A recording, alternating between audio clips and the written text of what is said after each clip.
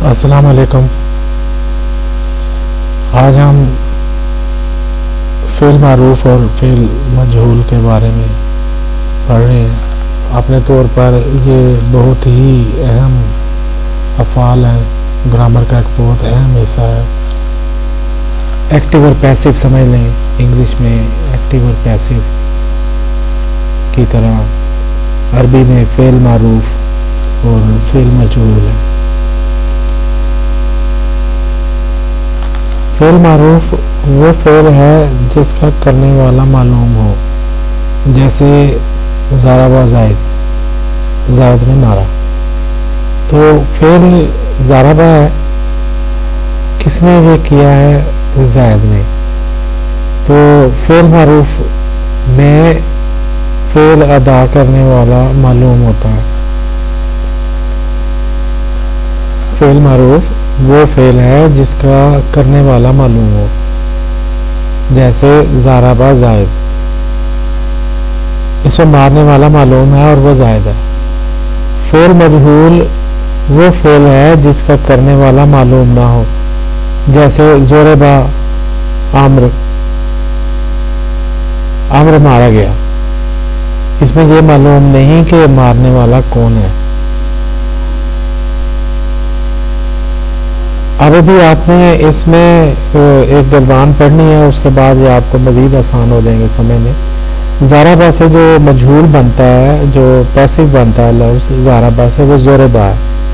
ज़ोरबा इसमें जो पैसिव की पहचान ये होती है कि जो आयन कलमा है, जो दरमियान वाला हर्फ है उसमें ज़ेर होती है और शुरू वाले हर्फ के ऊपर पेश होती है। तो ज़ारबा से ज़ोरबा, इसकी भी उसी तरह गर्दान है जिस तरह ज़ारबा ज़ाराबू, तो ज़ोरबा ज़ोरबू, इसी तरह ये इसकी गर्दान है। तो अभी हम फ़िल मजहूल के हवाले से ये इसका पढ़ रहे हैं, जिक्र पढ़ रहे हैं। वो फ़िल है जिसका करने वाला मालूम ना हो।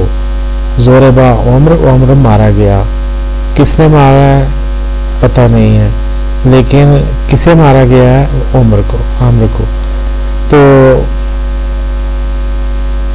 ये हम बचपन में इसको क्योंकि पढ़ना नहीं आता था, तो आम्र को हम उम्र पढ़ते रहे हैं।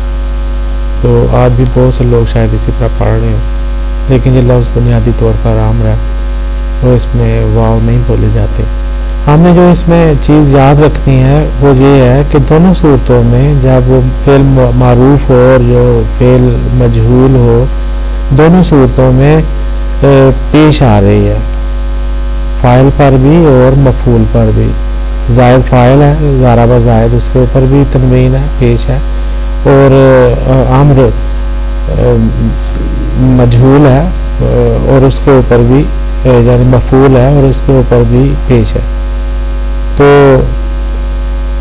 ये दो अपने तौर पर बड़े अहम अफ़आल हैं, फ़िल मारूफ और फ़िल मजहूल।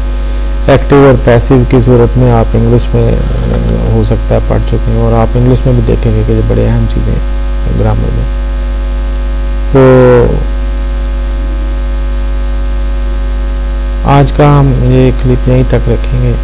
अल्लाह ताला आपको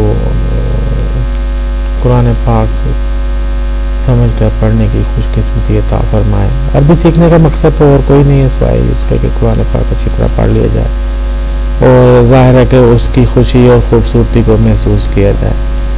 तो जो आप जब पढ़ रहे होते हैं और आप पर जब वो एक मफ़हूम नाज़िल हो रहा होता है, तो उसकी जो कैफियत है वो उसको एंजॉय करने के लिए हम भी अरबी सीखते हैं।